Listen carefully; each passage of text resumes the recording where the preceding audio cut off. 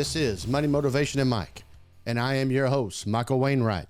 In charge of all the controls is Jason Wright. And hello to you, world. This is the show that will change your life. Please contact us at info@mx3.vip, and you can find all of our content at mx3.vip or on our YouTube channel at youtube.com/@MX3 Podcast. And don't forget to like, subscribe, and hit the bell icon so that Jason can notify you of all our new content that comes out every Monday morning around 9 o'clock. And we have had another monumental week, Jason, as we have went over 65,000 subscribers on our YouTube channel. We are, as we record today, 65,744 YouTube subscribers. We are up 6,919 subscribers over the last 28 days. I would say we're in a monumental momentum right now. I think that's the way I would put it. For sure. So, anyway, I saw several things this week. 3 things this week, to be a matter of fact, that I feel like I needed to touch on. But before I get into that, look at our latest item that's here on our memorabilia table, as I like to call it. Jason Bonham drumsticks, autographed by Jason Bonham, who right now is touring with Sammy Hagar and friends, as they are, I guess would call it not a farewell tour, a tribute to the old Van Halen days. Jason Bonham, the son of John Bonham, one of the legendary drummers of all time of Led Zeppelin. I actually rank him number 2 as drummers. And I know a little bit about drumming, Jason, regardless of what my children would say about my drumming capabilities. Neil Peart, the old drummer from Rush. And then you go to John Bonham. John Bonham basically took drums from what it was in the 1950s as a jazz set to an actual rock and roll drum set. So anyway, come by the studio and you can see Jason Bonham drumsticks. All right. I was trying to decide how I wanted to go about things today, so I'm just going to jump right in here and go straight into my first topic of cell phones. The Phone Free Schools Act, a bipartisan bill introduced by Assemblyman Josh Hoover, Republican of Folsom County in California. The legislature sailed through and required all public schools to devise a policy by July 1st, 2026 to limit or prohibit smartphones during school day. It would force distracted smartphone obsessed students to do something many have never done, which is put down their cell phone. Are you aware of such an act, Jason? Yeah. Did you know it was coming into play? I've seen a few people that just can't put it down, and my daughter might be one of those. I will protect the innocent by not naming your daughter's name. But for those who don't know, mental health, scholastic, and social risk of phones is causing problems in the classroom. We know this without even reading it, but I'm glad to see. And California is the leader in a lot of categories, most of them maybe not so good. But California will become the 5th state to require school districts to limit students' phone usage, joining Indiana, Minnesota, Ohio, and Virginia. I didn't know this was a thing anyway. I thought they had to have it put up during school anyway. I believe it's been up to the school districts at this point. I know when my daughter was in high school, if you got caught with your phone out, it cost $25 to get it back. Right. And here's the thing. I don't know that the kid's going to put down a cell phone. And in this article, I'm not going to touch on that particular part. They even talk about what happens when the kids tell them to just not even pay attention to the phone rules. Do what you want to do. And their the parents' first biggest complaint is, I need to be able to get a hold of my child if the school gets attacked.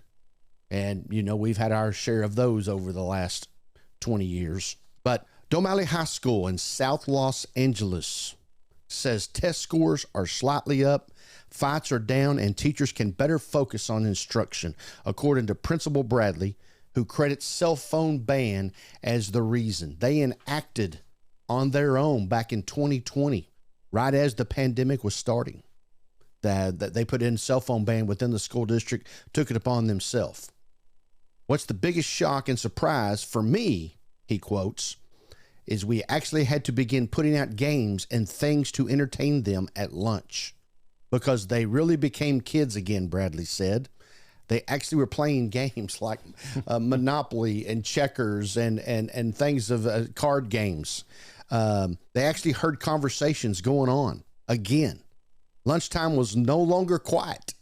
I bet it is quiet in your average lunchroom in a school district across the United States. It became a real schoolyard with real activity, he quotes. So they're working under the assumption that schools are going to be reasonable and responsible to the legislature and the potential concerns about being able to contact kids in the aftermath of an emergency. Now, I'm sure in those particular cases that the school districts will come up with something on how to do that. Senator Ben Allen, who's a Democrat from Santa Monica area of California, he co-authored the bill. And he said the proposed law does not include details on what constitutes an emergency, leaving it up to the schools to decide. So, Bradley, once again, said that don't want to sugarcoat anything and how hard it is to do and enact the ban. And like I say, this particular school, Damali High School, January of 20 is actually when they started the ban of cell phones. So they barely got into it. Pandemic hits. And if you recall in the California area, those schools and those businesses were some of the last to get started, and then they shut back down, and they're in the late fall or early winter of 2020.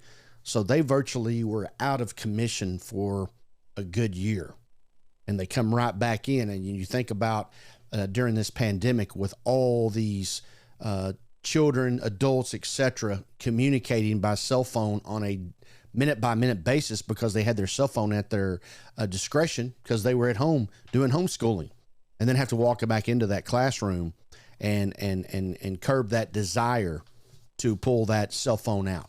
Now, in Domali High School, as we've been talking about, the school spent $12,000 for 750 magnetic pouches. Students place their phones in the pouch and lock it under the supervision of the school as they enter the campus. The pouch is opened with a special magnet release when they leave school at the end of the day. So you got your phone, you put it into this pouch, and you cannot get that phone back out of that pouch until the school hits the button and unlocks it. School policy states that if a student is caught with a phone, parents have a 30-minute window to pick it up after school. So they basically take the phone, put it into a pouch. The two magnets hit. You cannot get back into the pouch until the school releases the magnet for you to get back out your phone. Basically, they're saying it's either you pass the class or you use cell phone and you do not pass the class. Now, that will be a lawsuit in the future of you failing somebody because they pulled a cell phone out with their 100-point grade average. That'll be a good day and very interesting. Susan Miller, Dorsey Senior High School principal Orlando Johnson brought the issue to vote during his 22-23 school year. Parents were overwhelmingly in support of a cell phone ban. Now, this is interesting. Parents were overwhelmingly in support of a cell phone ban. The same parents who bought the phone. Why don't they keep it at home? Once again, we're expecting the schools to raise our kids. Now, not to the nth degree, but they still do that. Us as parents still do that on a regular basis. They were overwhelmingly in support when they could do it themselves before the child gets out of the vehicle. Guess who was not in favor of it? The student council. They wanted to compromise. So they did compromise on classroom phone lockers. Students can bring their phones to school, but must lock them in a clear compartment once they enter the classroom. And they keep the key until the end of the class, the teacher does. This way, Johnson said, students still have access to their phones on their own time, nutrition, lunch, and passing periods, but are not distractions in class anymore. So you got, let's just say 7-8 periods.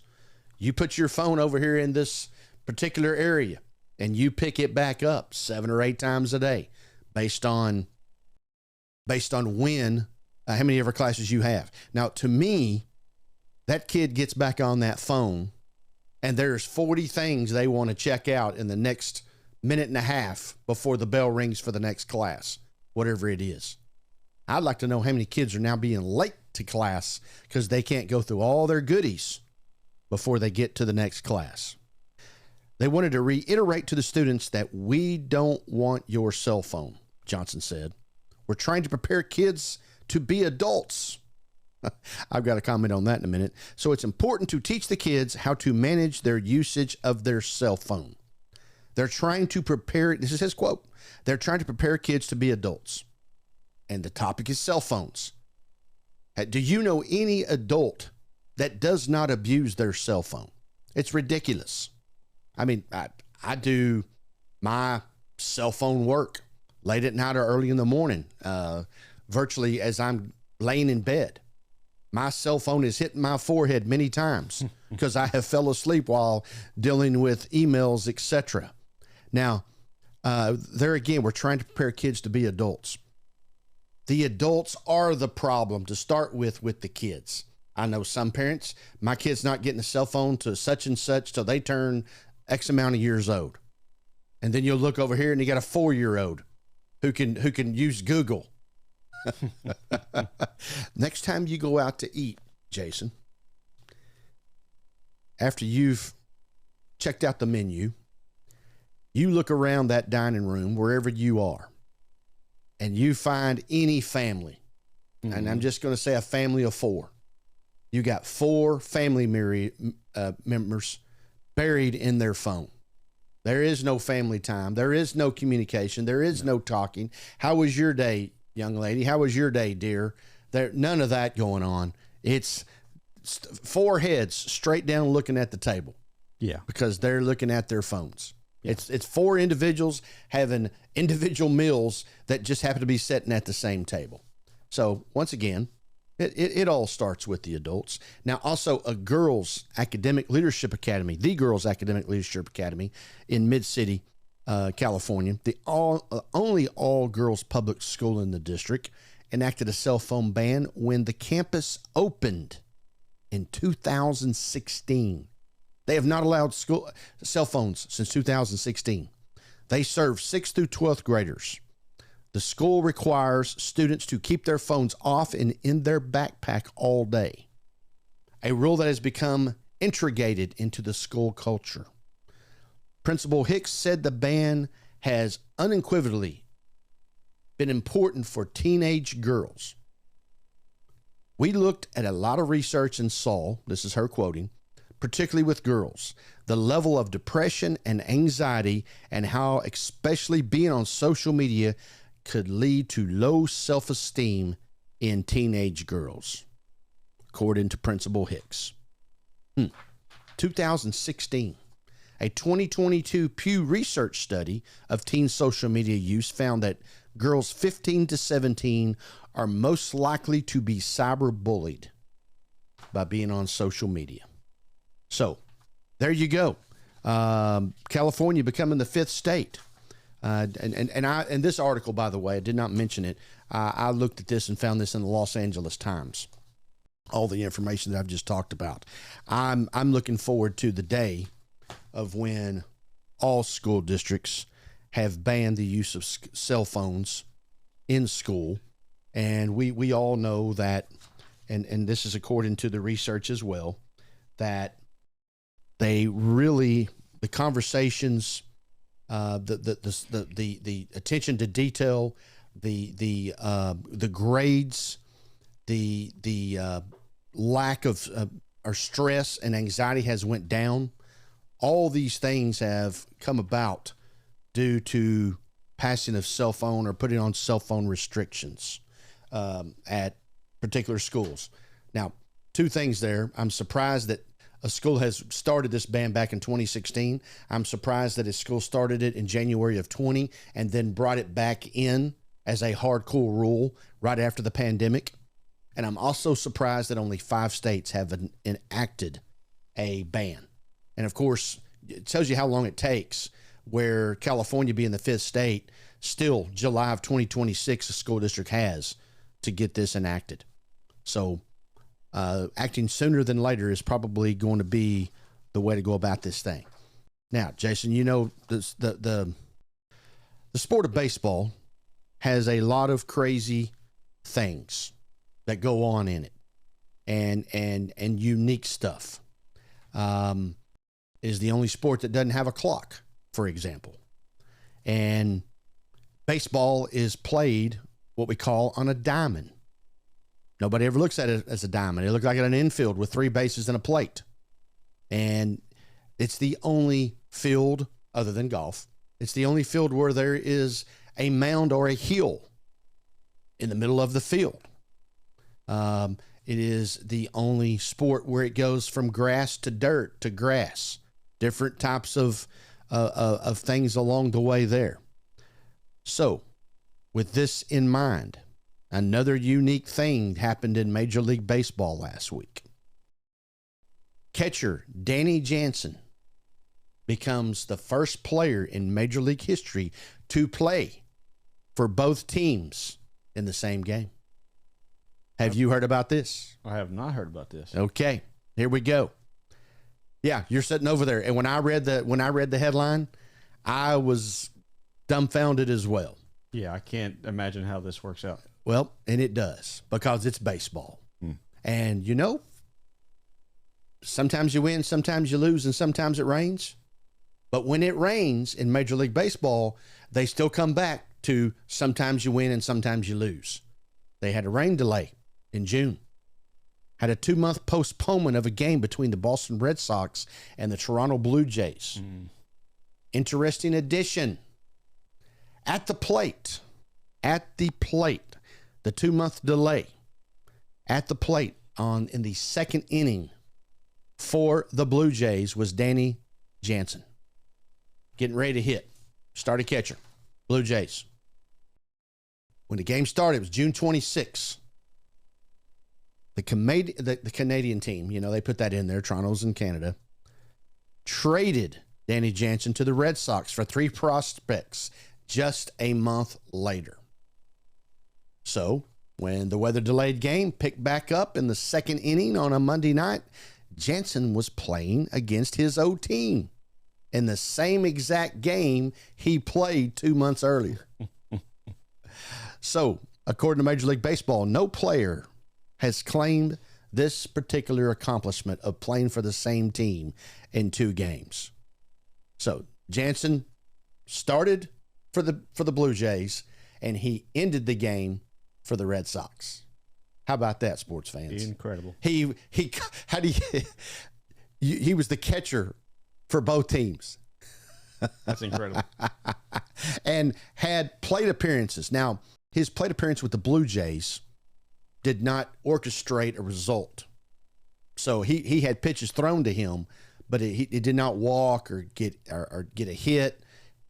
He did not either get on base or get an out, let's say. So, in essence, it does not count as an at-bat. But he was at the plate in a Blue Jay uniform. And 2 months later, he was at the plate in a Red Sox uniform. Played for both teams in the same game. How about that? I like it too. All right. One other little tidbit here. In the same game back in June that ended 2 months later between the Blue Jays and the Red Sox, and the player is slipping my mind as I can't remember exactly who this player was, and I'll have this for next week. All right. So what they do is they finish the first game that started 2 months ago, and then they start the actual game that was scheduled for that day.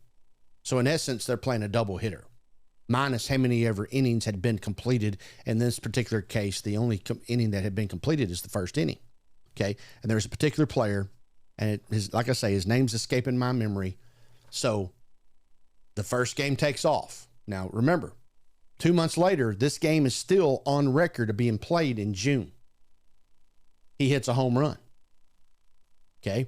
When he entered the game, he had already had 17 home runs hit on the season. So in the first game, he hits a home run.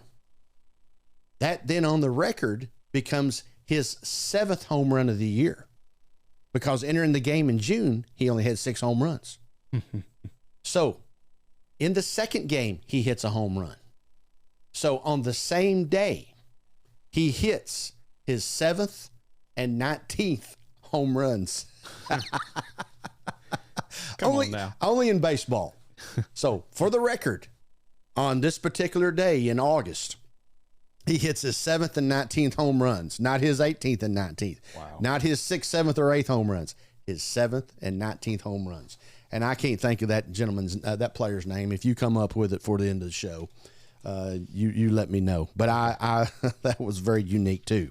Now, for you real estate investor tycoons out here, Fox 4 out of Dallas released this information on August the 21st.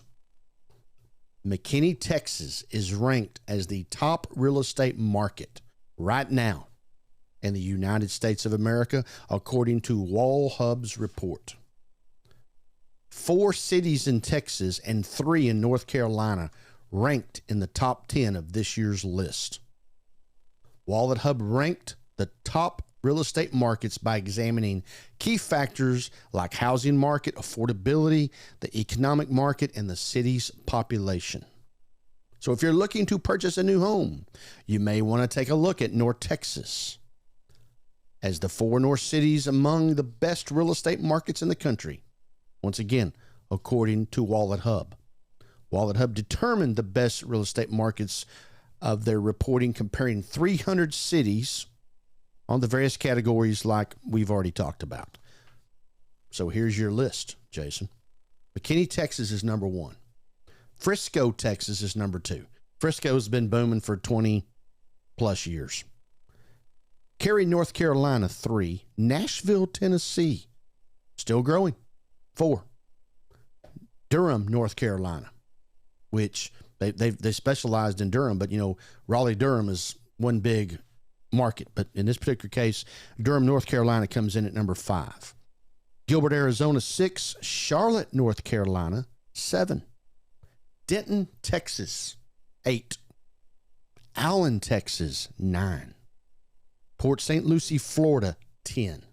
Now, knowing some part about all of these particular areas, Denton is an old town, and it is the 8th best market for real estate. Allen's been, what would you say, Jason, the last 30, 40 years, been rocking and rolling, and for them to be in that growth. McKinney's an old town, number one real estate market in the United States. McKinney, Texas. Yeah. All of North Texas is booming. Booming. Yeah. Okay. So for those of you, more specifically, North Dallas. That's correct. Yeah. All 4 of these cities in Texas are north of downtown Dallas. So we'll just take McKinney. Okay. For those of you who don't know the North Texas area, McKinney, right on Highway 75, and what butts up to it? Frisco. What butts up to McKinney to the south? Allen. What butts up to Frisco to the west? Denton.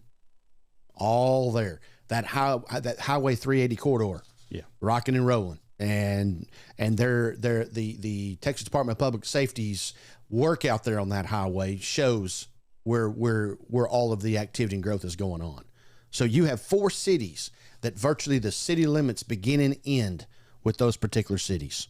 But also very impressive is North Carolina, Cary, Durham, and Charlotte being in this mix as well. Now, those are the best real estate markets no matter how big or how small your city is. Then they went to just large cities. Austin, Texas was number 3. And we're sitting here talking about these 4 cities in North Texas. Fort Worth was 9 and Dallas was 16. North Texas apparently has it going on in the real estate market. So there you go. It also mentions that Frisco has finished number one overall several times over the last couple of decades. Good stuff in the North Texas area for being the best real estate market in the U.S. according to this particular study. You can always find our information at mx3.vip. Money, Motivation, and Mike. Contact us, info@mx3.vip. And you can find all of our YouTube information, youtube.com/@MX3 Podcast. And don't forget to like, subscribe, and hit the bell icon to get notified of all of our new content, which comes out every Monday morning around 9 o'clock. Jason, did you happen to find that ball player? I did not. Okay, well, we'll have that for next week. The fact that the stats of hitting the 7th and 19th on the same day is the most important thing, no matter what X-ball player it is. But the fact that he did do it, we need to recognize him. So, for Money, Motivation, and Mike, and everyone who's been a part of this show, continue to live your life the right way.